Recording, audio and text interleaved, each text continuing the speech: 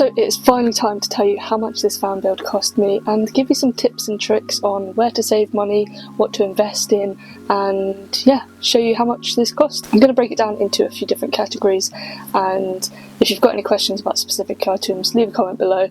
I've been meaning to set up an Amazon storefront for ages, but I haven't got round to it yet. But if you leave a comment or drop me a message somewhere on Instagram or wherever, I'll be able to give you some tips. So let's start with the van itself. Now, this van cost me £3,000. It is a 2011 Ford Transit.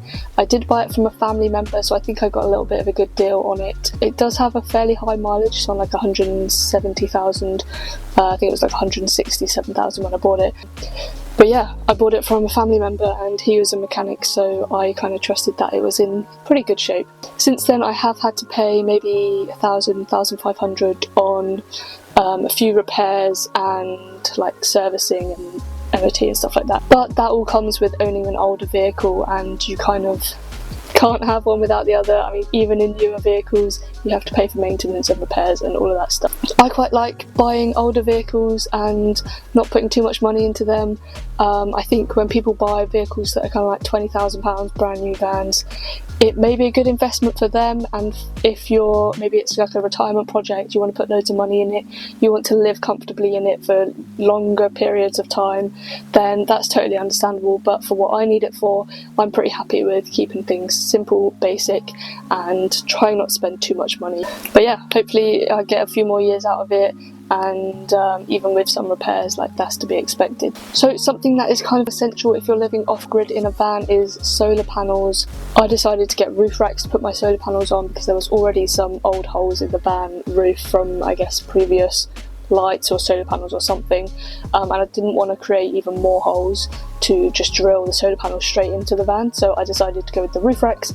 It was also so that I could maybe add additional roof racks to put other stuff on the roof, but I haven't needed to do that yet. So for the roof racks and the solar panels, it was £402.98.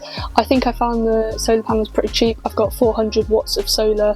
They are not 400, I've got two 170 watt panels, so I've got like 340 watts. I have been considering maybe adding another like smaller flexi panel to get a bit more solar, but for what I need in the summer, it is definitely enough solar. In the winter it's a struggle, but in the summer it is plenty enough solar.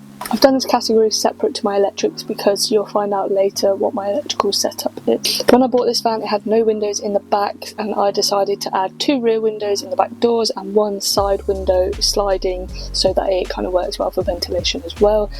I didn't want to do this myself. I didn't trust myself. It seemed like quite a hard task and I wanted to save time, so I got a camper conversion company to do them for me.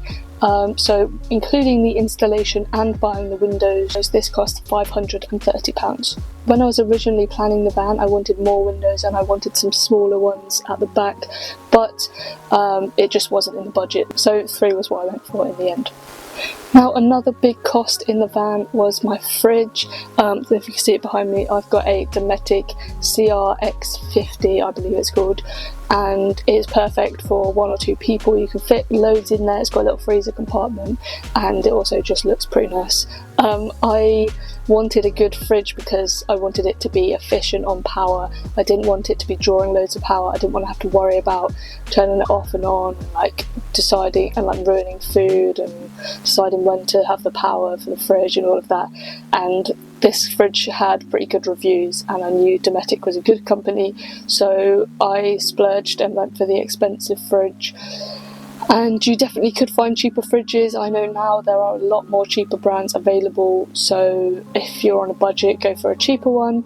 But I thought that it was worth investing in a good fridge because storing food is pretty essential, and it means you don't have to limit yourself. So the fridge cost £520, and I definitely think that that is a good investment. I had to buy a few different tools and paint and everything like that, and this came to £397.56.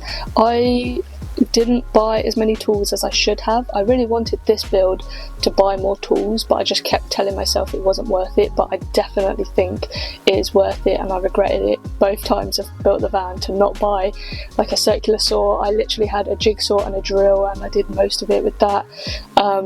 I still think I managed pretty well, but definitely don't skimp on tools. Yeah, you don't need every tool under the sun, but you need a few of the essentials, especially if you're doing a lot of big cuts for wood and things like that. Some people keep walking past and I've got the door slightly open and it's very awkward. There's a group of old people just having a little natter outside the van. As you can see, a lot of the stuff in my van is made from wood. A lot of the cladding and furniture and stuff is wooden, so that was another big expense. A lot of people say that wood is too heavy for van builds, but I think as long as you're careful and choose the right wood for the right kind of parts, then it's not too bad. So for all of the wood, I spent £737.46. Now, I didn't really put these categories down into very small sections, so pretty much everything else that I've not already mentioned, such as the sink, the tap, the kind of the insulation for the van, like the door handles and all the little accessories and everything else that's not already mentioned, came to a grand total of £1,165.75. Something else that was also a little bit expensive is the table mount. I've got a Lagoon table mount. I think it was like £100 maybe just for the arm frame for the table. I 100% recommend it and think it's worth it, because there's nothing worse than trying to climb around a table that doesn't move, whereas with this one you can kind of spin it around and it works in various situations, which is really great. I have since bought some things to kind of upgrade, so I've got a diesel heater now, which wasn't included in the original build. A good tip is to look on Facebook Marketplace. You will find so many bargains. For the first van I did, a little micro camper, I found a lot of stuff on Marketplace, so I found a load of like leftover laminate flooring, and because it was such a small amount, it's obviously not enough to do a big room, but it's enough to do a tiny little van, so I'm pretty sure I got that for free.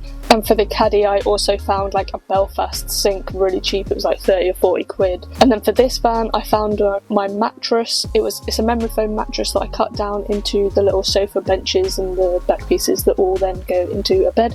I got this for like 20 quid on Marketplace. It was originally listed for free, and I messaged the guy and was like, yeah, I'm definitely keen for this, but he said someone else was already coming to collect it, and I said, how about if I offer you some money for it instead of take it for free? And he was like, fine.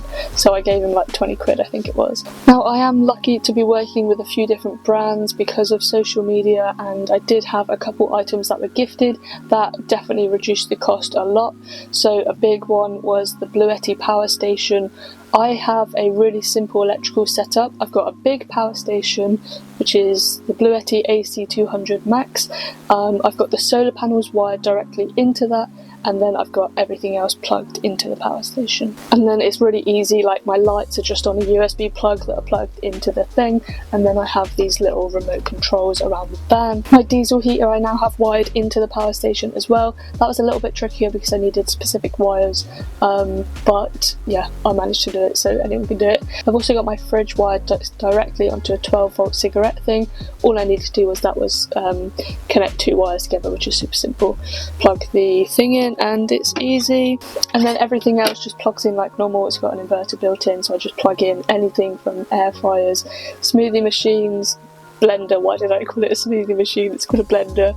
Charging my laptop, phone, camera batteries, pretty much everything I can power from this power station. So I think they are just over £1,000 to buy these unless you get them on sale. So I'm very lucky that I got this for free because I was working with the brand to create some content. I didn't include this in the cost because I think there are some cheaper alternatives, and maybe if you were to go the leisure battery system it might be a little bit cheaper, but for the efficiency and the easiness of not having to do a huge wiring setup, I 100% recommend it. And even if I didn't work with the brand, I would have bought a power station. I maybe might have started with a smaller one, seen how I was kind of coping with it, and then maybe upgraded to a bigger one when I could afford it. So that could be a good option if you're on a budget. Go with one of the smaller ones, and as long as you've got enough solar, you will have that pretty much fully charged all of the time, and then you can upgrade when you kind of want to. That's also another tip, is you don't have to buy everything expensive straight away. You just need the basics to start with. A bed, somewhere to cook, some water. That's pretty much it, and then you can upgrade along the way. You can see what you might use. So yeah, don't stress about spending all the money at once to get it done. You can always upgrade along the line. Another thing that was gifted was my toilet. I've got a composting toilet. I definitely would have paid for a composting toilet even if I wasn't working with the company. They're pretty easy, very easy to dispose of. I don't need to go to a campsite to get rid of the chemical waste. I can get rid of it in a normal toilet. That also wasn't included because I think there are some cheaper alternatives. The grand total of everything I spent for this van was £3,753.78, and I think that's pretty good. It's less than 4k. Obviously I have spent a little bit on some things since then, so I guess 4k is kind of the average, but that is again not including the power station. Even still, 5k, pretty good budget to be under 5k. That is, I think, a reasonable amount to kind of save or to spend. So yeah, I think that was a pretty good budget, and especially as you can do a lot with a little bit of money. Like, this looks quite nice, but it's actually very simple when you think about it. Just because I kind of painted the walls white and added a few nice decorative bits, it looks a bit more luxurious than it actually is. There are a few things that if I had unlimited budget right now I would have upgraded. So my roof vent is like a non-electric one, it just kind of opens and there's like a little gap around it. I think I would add an electric one to help kind of extract some of the kind of condensation when you're cooking and stuff like that. I would also maybe add another window or two. I would maybe upgrade to a bigger toilet because mine is perfect for one person, but if you have more than one person it fills up very quickly, so I'd probably go for a bigger toilet. Apart from that, I'm pretty impressed with everything and it works well for me. I've been living in it now for kind of 7 or 8 months, so it's all going well, and I think that it's a perfectly livable off-grid setup. Okay, I'm just waffling now, so let me know what you think down below. Or if you've got a van, let me know how much you spent on yours. I'm interested to see what the difference is between like a 4k build and maybe like a 10-15k build. And don't forget to like, subscribe, stick around for more travel and van life content. Thanks for watching, see you next week.